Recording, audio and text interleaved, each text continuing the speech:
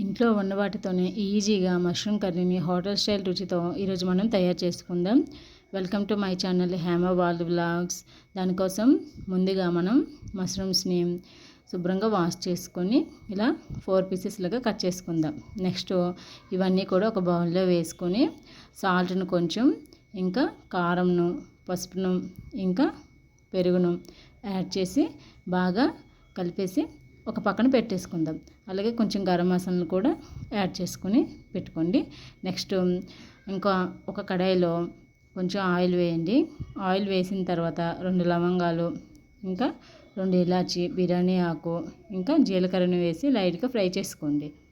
Fry అయిన తర్వాత ఆనియన్స్ను, అలాగే పచ్చిమిర్చిను, అలాగే కరివేపాకును కూడా వేసుకొని బ్రౌన్ కలర్ వచ్చేంత వరకు ఫ్రై చేసుకోండి.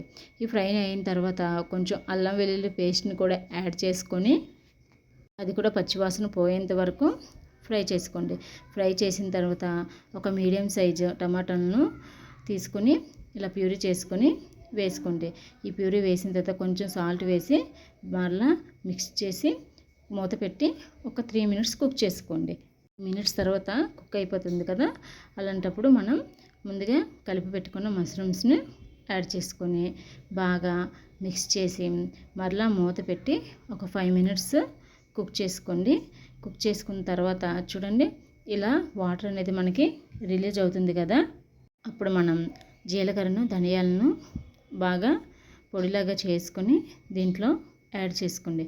యాడ్ చేసుకున్న తర్వాత మళ్ళీ ఒక 5 మినిట్స్ మూత పెట్టి కుక్ చేయండి.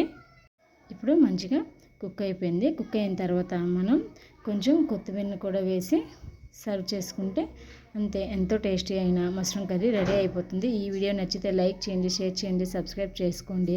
Thank you for watching. Bye bye.